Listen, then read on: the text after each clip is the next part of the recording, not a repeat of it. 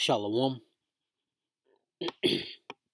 Call Lime Law Yahweh Bashem Yahushai Bashem Rakakwadash. Double honors to the elders and apostles of Great Millstone who rule and teach well.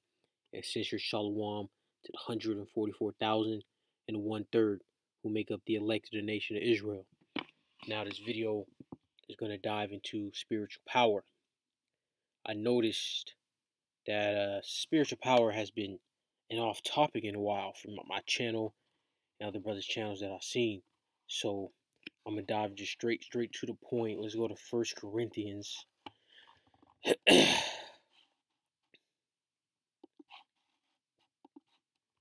15th chapter.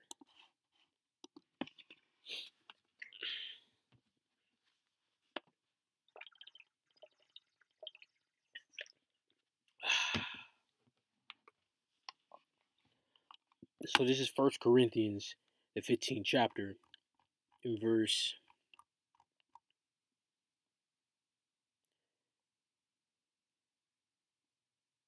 50. Now this I say, brethren, that flesh and blood cannot inherit the kingdom of the Most High, neither doth corruption inherit incorruption. Behold, I shew you a mystery. We shall not all sleep, but we shall all be changed. In a moment, in the twinkling of an eye, at the last trump, for the trumpet shall sound, and the dead shall be raised incorruptible, and we shall be changed. So this is going into the elect, the ones that are still on the earth, the ones that were sleeping, right? So they're dead. Their spirits return to the Heavenly Father. When Yahushua returns at that last trump, when that last trump is blown, and the elect are gathered through the angels, the Elohim, they're going to be transfigured. They're going to transform and have the same bodies as Yahushua, which is that second covenant, which is the first covenant being written into our spirits, our bodies, to make us incorruptible. We're not going to be able to go off again. And with those bodies, we'll be indestructible. We'll be able to become face to face with the Heavenly Father. We'll be able to travel through the first, second, third heaven. We're going to be able to see things we can't see now, so on and so forth. That's just the final tidbit of that spiritual power that is going to be unleashed unto the Israelites. Now, before all that happens, during this time of trouble, Jacob's trouble, when everything is going to all hell, the Israelites, some Israelites will receive spiritual power to be able to survive and thrive in these coming days. Let's get Mark the 13th chapter in verse. So this is all Yahushua right here. Pretty much everything besides this right here in the black. This is Mark 13th chapter in verse 19. For in those days shall be affliction, such as was not from the beginning of the creation which the Most High created unto this time, neither shall be. So the times that are coming are going to be worse, much worse than any time period that the Heavenly Father created.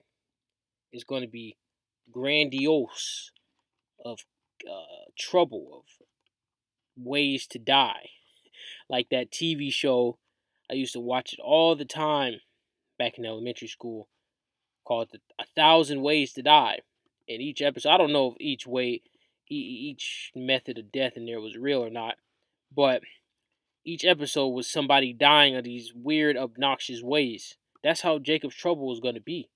It's going to be so many different avenues of death and torture. It's going to be people being maimed. Because, being tortured is far worse than dying, right? Somebody torturing you, right? This is Luke chapter 10. And let's see. Luke chapter 10. In verse 19, behold, I give unto you power to tread on serpents and scorpions, and over all the power of the enemy, and nothing shall by any means hurt you. Notwithstanding in this rejoice not. So this is not even the best. This is not even the cream of the crop of what the Israelites are going to obtain, right? The elect, specifically, spiritual power to conquer. Our main number one target on the earth is the Edomites, and their blessing, their left hand blessing under Satan. Notwithstanding in this rejoice not. So don't even rejoice at this spiritual power over Esau, because that's not the ultimate thing to rejoice at. That the spirits are subject unto you. So guess what? Spirits are going to be subject unto us. Spirits are subject to us now. You see? Apostle Paul had what? Authority over Satan. But rather rejoice because your names are written in heaven. So that's what? Being a part of the elect. Being the first fruits of that kingdom.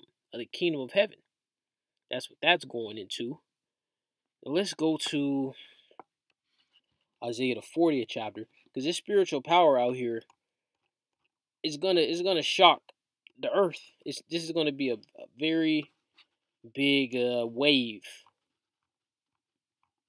for the people of the earth to witness such power, such the evils as well.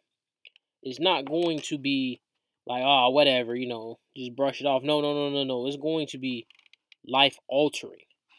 What's about to come to this earth. This is Isaiah the 40th chapter, verse 31. But they actually scroll up a little bit. Verse 28. Hast thou not known?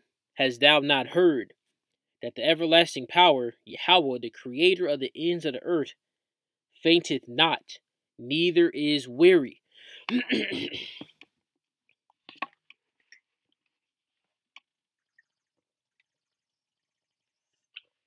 Salaki on that.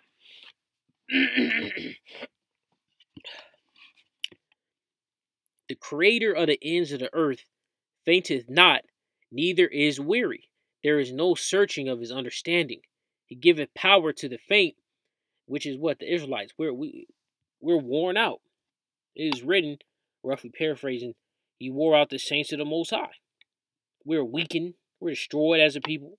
But Yahweh, with that comforter, we have hope. We have faith. We're given that patience.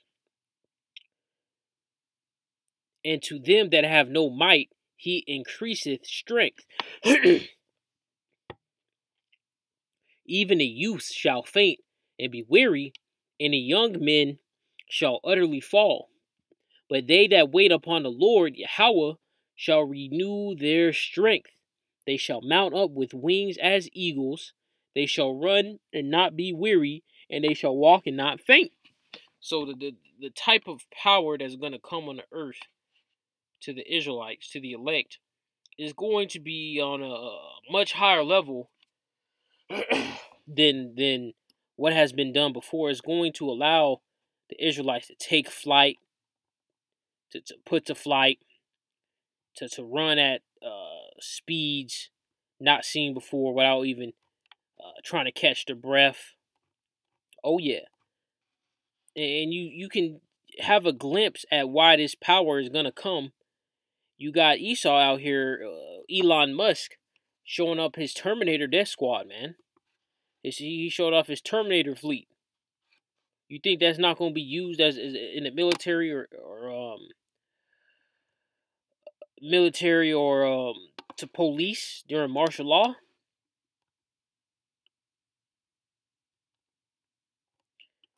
This is Micah.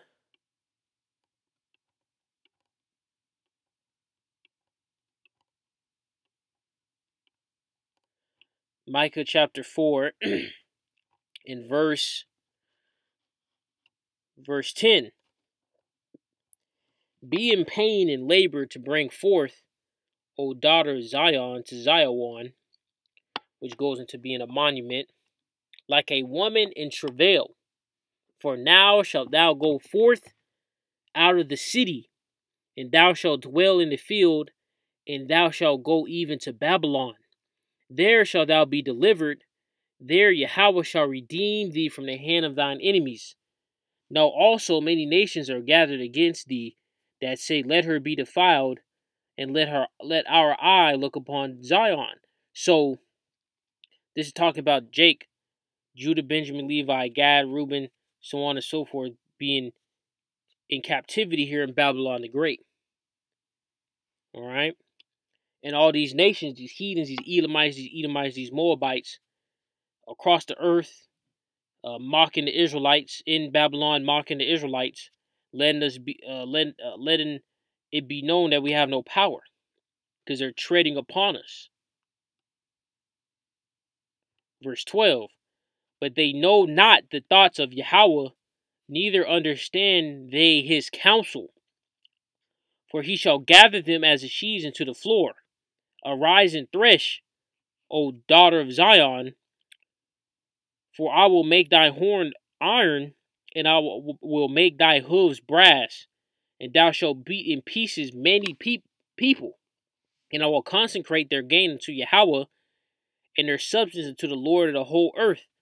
So, this place here in Babylon the Great, we're going to let it be known who's the apex. You understand? It's not going to be no back and forth debate. You understand? It's not going to be a question. It's going to be clear as day who is the apex in the coming days. It's going to be very obvious. And it's going to leave a bitter taste in the overwhelming majority of people's mouths. Put it in simple terms. Now let's go to Zechariah 12th chapter. Zechariah the 12th chapter. In verse 8. In that day shall Yahweh defend the inhabitants of Jerusalem, and he that is feeble among them at that day shall be as David, and the house of David shall be as the Most High, as the angel of Yahweh before them. So, we're going to, the elect of the nation of Israel, I don't want to rock this out, I'm a part of that flock. You're going to have Israelites receiving power to be on a level as King David, the most mightiest warrior in history. You understand? And then the elect of the elect are going to be as the Elohim. They're going to be like the angels of the Heavenly Father. They're going to be able to fly, pilot chariots, manipulate the elements, go invisible, you understand, read people's minds, all these things. And this spiritual power is going to happen before we get those new bodies to conquer and destroy our enemies during the time of trouble. And a lot of Israelites don't even understand this. Even if they reading this video, they're not going to agree, because the Heavenly Father didn't give them that measure. Now I'm going to end this off in John the 14th chapter. John the 14th chapter. I'm going to start at verse 12. Actually, verse 12. So this is St. John 14 and 12. Verily, verily, I say unto you, Yahweh Shai speaking, Hamashiach, right? He that believeth on me, the works that I do, shall he do also. So everything Yahweh Shai did, things that were written, things that weren't written, like it is written that the things Yahweh Shai did, a lot of things Yahweh Shai did wasn't even written in the book, in the scriptures. And greater works than these shall he do, because I go unto my Father. So, because Yahweh Shai being that mediator of Yahweh, the elect are going to be able to go far above what Yahweh Shai did. And as we know, Yahweh Shai was made a little weaker than the angels. So that this lines up with Zechariah the 12th chapter. Let me get that verse.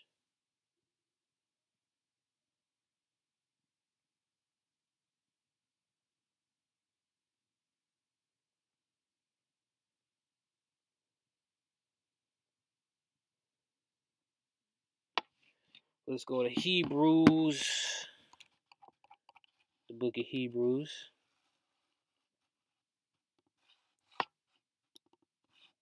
Chapter 2.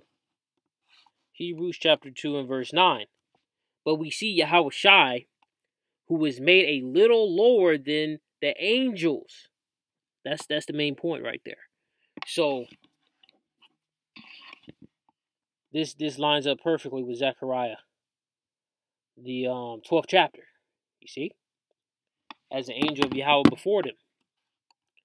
Let's go back to John and wrap this up.